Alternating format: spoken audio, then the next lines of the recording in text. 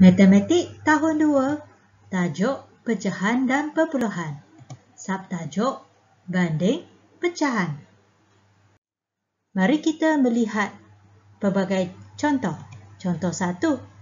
Antara 4/7 dengan 3/7, manakah lebih besar?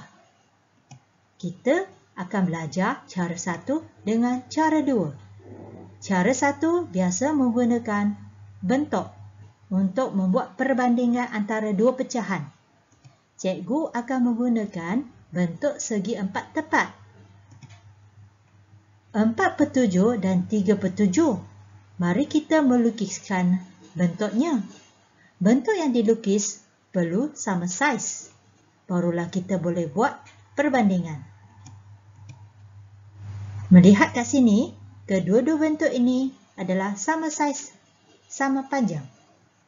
4/7, penyebut dia 7, jadi bentuk ini kita akan bahagi kepada 7 bahagian yang sama saiz. 3/7, penyebut dia adalah 7. Sama juga, kita bahagikan bentuk ini kepada 7 bahagian yang sama saiz. 4/7, 4 adalah pengangka. Jadi, kita kena warnakan 4 bahagian, iaitu 1, 2, 3, 4. 3/7, pengangka dia 3. Mari kita warnakan 3 bahagian. Daripada dua bentuk ini, sudah jelas menunjukkan bahagian pecahan yang mana satu lebih besar. Warna mana satu yang lebih banyak? Ya, iaitu 4/7, lebih besar. Lihat cara 2. 4/7 dengan 3/7. Atas yang warna ungu ini menunjukkan pengangka. Yang bawah ini adalah menunjukkan penyebut. Penyebutnya bagi kedua-dua pecahan sama. Tetapi pengangka dia berlainan. Kat sini kita lihat, kalau pengangka lebih besar, pecahannya akan lebih besar. Pengangka lebih besar, pecahan lebih besar. Mana satu pengangka besar? Ya, 4. Jadi, pecahan ini 4/7 adalah lebih besar. Cara 1 dan cara 2 telah membuktikan jawapannya adalah betul. Murid diizinkan menggunakan mana-mana satu cara untuk menyelesaikan masalah banding pecahan. Kalau murid rasa cara 1 senang, boleh menggunakan cara 1 melukis bentuk. Kalau murid rasa cara 2 ni lebih senang, murid boleh memilih cara ini. Mari kita melihat contoh kedua. Bandingkan 1/2 dengan 1/10. Manakah lebih besar? Sama juga cara 1 dan cara 2. Cara 1, kita melukis bentuk. 1/2 dengan 1/10. Kita lukis dua bentuk yang sama saiz. 1/2, penyebut dia 2. Jadi, dalam bentuk ini, kita bahagikan kepada 2 bahagian. 1/10, penyebut dia 10. Bahagikan bentuk ini kepada 10 bahagian. Pengangka 1/2 adalah 1. Jadi, warnakan 1 bahagian. Pengangka bagi 1/10 adalah 1. Kita warnakan 1 bahagian. Daripada dua-dua bentuk ini, jelas menunjukkan pecahan manakah yang lebih besar. Ya, warna ini lebih besar, lebih banyak. Jadi, kita dah jelas tahu 1/2 adalah lebih besar. Kita lihat cara 2. Atas menunjukkan pengangka, bawah menunjukkan penyebut. Pengangka dia sama. Penyebut dia lain. Jadi, penyebut lebih kecil adalah pecahan yang lebih besar. Mana satu penyebut dia kecil? 2. Jadi pecahan ini adalah pecahan yang lebih besar. 1/2. Lihat cara 1 dengan cara 2. Jelas menunjukkan 1/2 adalah pecahan yang lebih besar. Mari kita melihat contoh ketiga. Antara 1/6 dengan 4/5, manakah lebih besar? Cara 1 dan cara 2. Yang telah belajar tadi, cara 1 adalah lukis bentuk. 1/6 dengan 4/5. Mari kita melukis dua bentuk yang sama saiz. 1/6 penyebut dia adalah 6.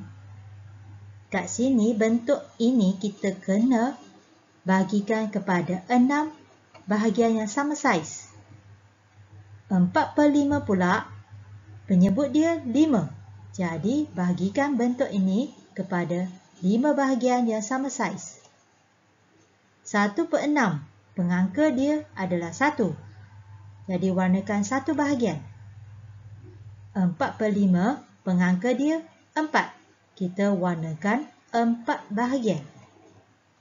Daripada dua-dua bentuk ini sudah jelas menunjukkan mana satu pecahan lebih besar.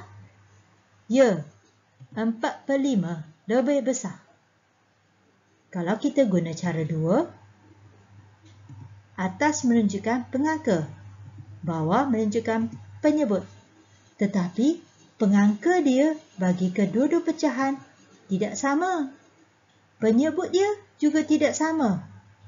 Bagaimana kita kena buat, barulah boleh buat perbandingan. Mari kita belajar bersama-sama.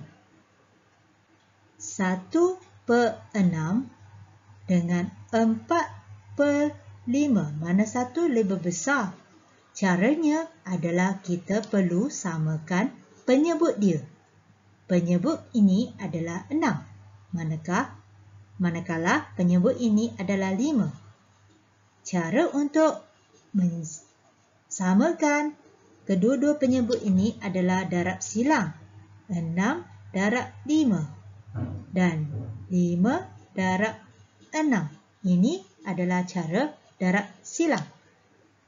Kalau 6 darab 5, penyebut dia darab 5, pengangka dia juga kena darab nombor yang sama, iaitu darab 5. Manakala bagi 4/5, penyebut ini 5, dia darab 6. Atas ni pengangka juga kena darab nombor yang sama, darab 6. Lihat balik 1/6 ni. 1 darab 5 sama dengan 5.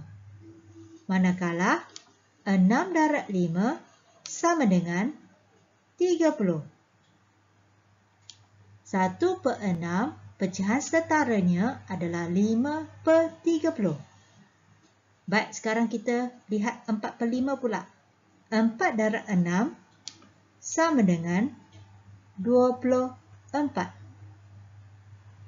5 darab 6 iaitu 30. 4/5 pecahan setaranya adalah 24/30. Daripada kedua-dua ini, pecahan setara ini, kita boleh lihat penyebut dia sama, iaitu 30 dan 30. Sekarang kita boleh buat perbandingan.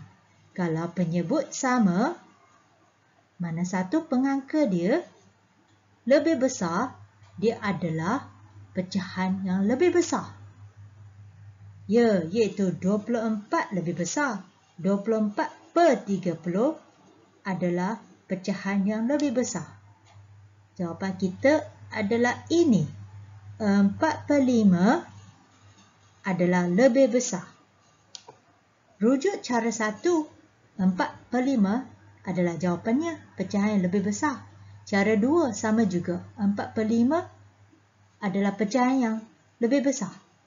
Murid diizinkan untuk menggunakan mana-mana satu cara menyelesaikan masalah perbandingan dua pecahan.